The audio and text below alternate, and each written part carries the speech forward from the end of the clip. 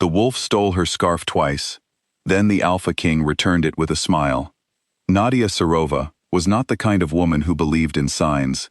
She believed in library catalogs, properly brewed tea, and the quiet comfort of a book that had been read so many times its spine had softened like an old friend's handshake. She was 26, practical to her bones, and she wore her grandmother's burgundy scarf every single day from the first cold morning of October until the last stubborn frost of March. It was the only sentimental thing she allowed herself. Everything else in her life was neat, reasonable, and entirely within her control. Until the wolf took it. She had been sitting on her usual bench at the edge of the nature reserve, eating her lunch and reading a worn copy of a Romanian folktale collection, chosen, as always, for research purposes, and not because she secretly loved the stories. The morning had been cold and clear, the kind of October day that smells like wood smoke and pine, and something just beyond naming. She had not heard a single sound before the animal appeared. It stepped out of the trees as though it had simply decided to, unhurried and enormous, with a coat the color of a winter sky, and eyes that were entirely too calm for a wild creature.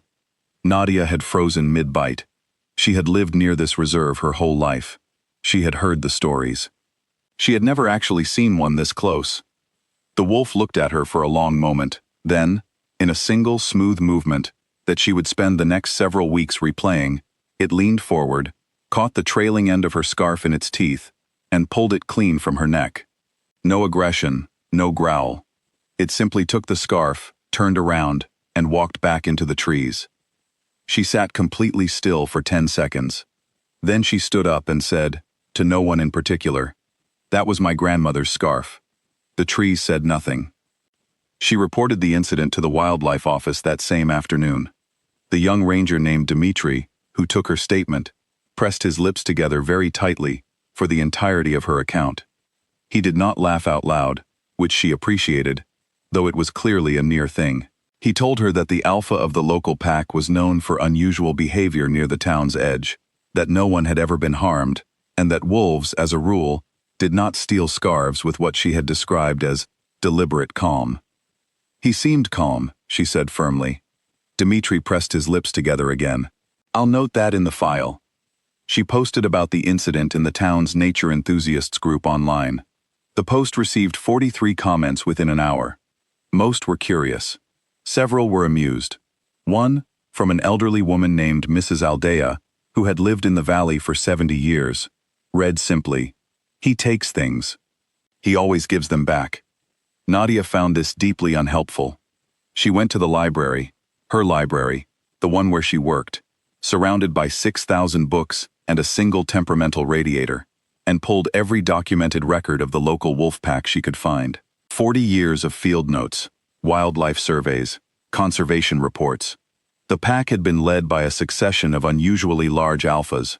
The current one appeared in reports going back 3 years, always noted with the same phrase, in different researchers' handwriting: atypical behavior near human settlements. No aggression. Appears curious. She put the files away. She did not read the folklore section.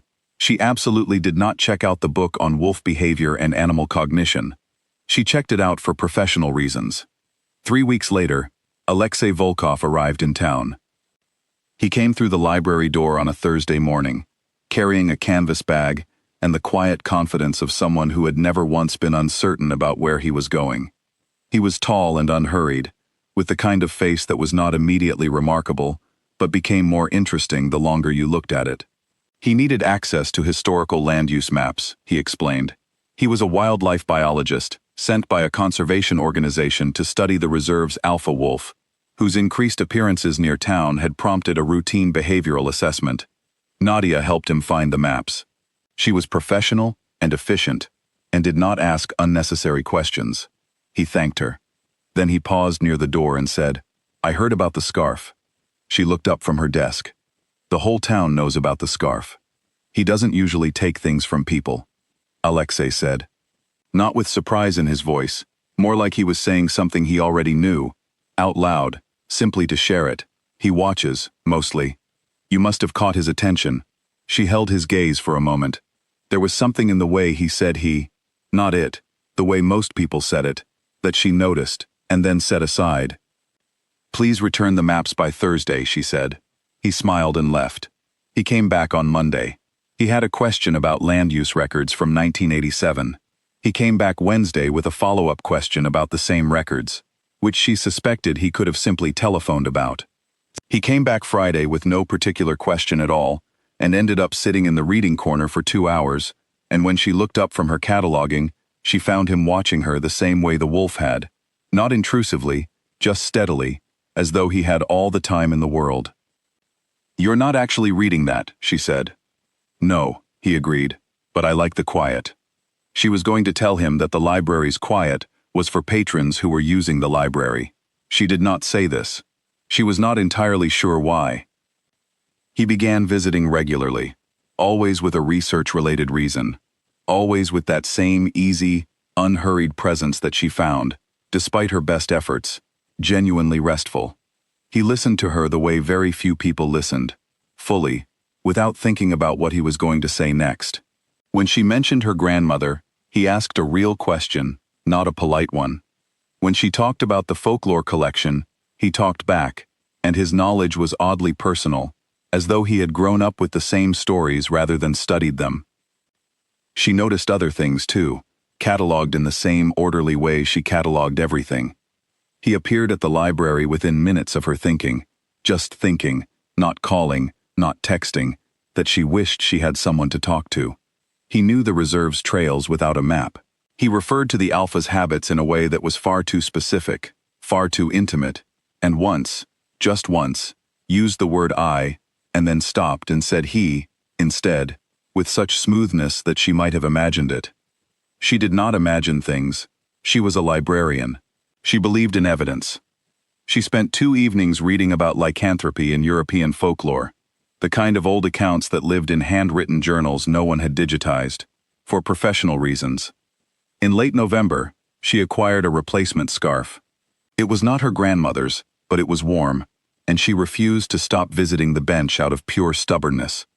She went on a Tuesday morning, book in hand, and sat down, and precisely 7 minutes later, the wolf emerged from the trees.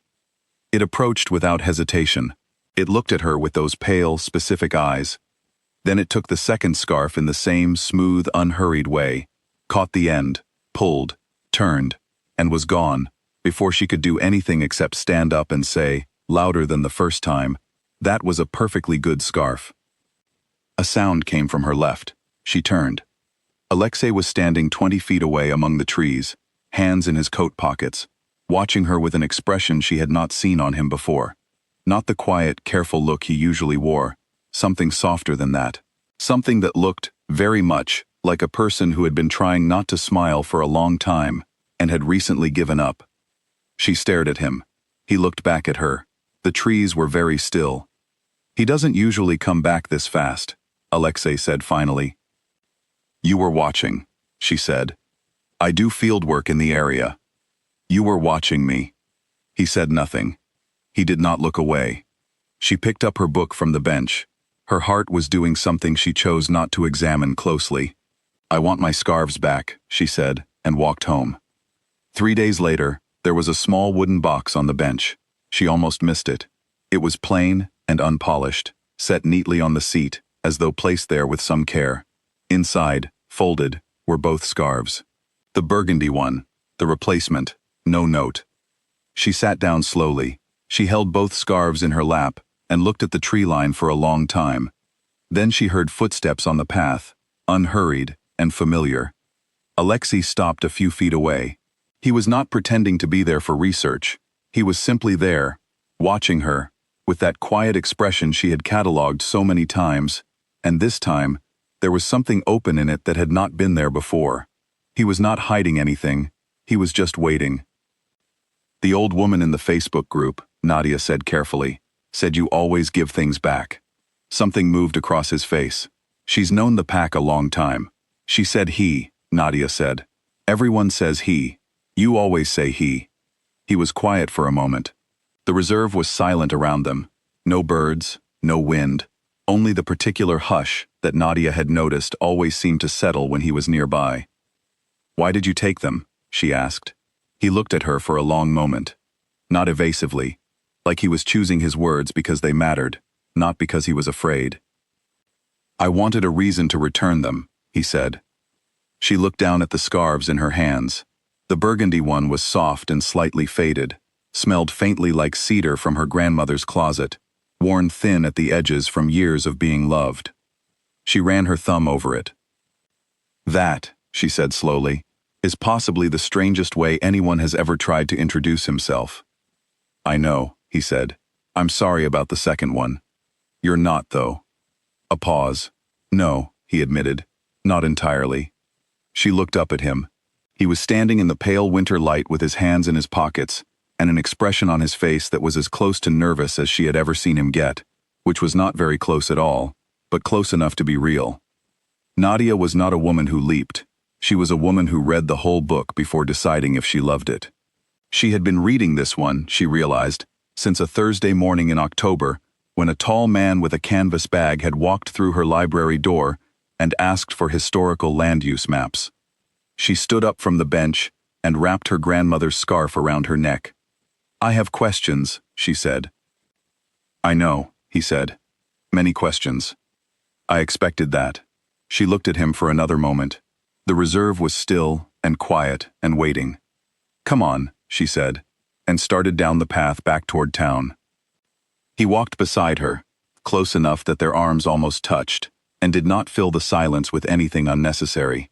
She appreciated that about him more than she would ever say out loud. She asked him her questions over the following weeks, all of them, one by one, in the careful and thorough way she did everything. He answered every single one, honestly, fully, without asking her to accept more than she was ready for, without rushing her toward anything, without disappearing when the conversations became complicated. He showed up to the library on ordinary mornings and sat in the reading corner, and when she looked up from her work, she found him there, steady and unhurried, like something that had decided it was exactly where it was supposed to be. By the time winter settled fully over the valley, Nadia had stopped cataloging the small things she noticed about him. There were too many, and besides, some things did not need to be filed away. Some things were just true. She still sat on the bench most mornings. She still brought her book. She wore her grandmother's scarf every day now, the original one, soft and worn and exactly right. And sometimes, when she sat down and looked up from her pages, Alexei was already there, sitting beside her in the quiet, watching the tree line with those pale, steady eyes, and for the first time in a long time, she was not alone on the bench, and she found that she did not mind at all. She never did post a follow-up to the Facebook group. Some things, she had decided, were better kept between a woman, a wolf, and a burgundy scarf. End of story.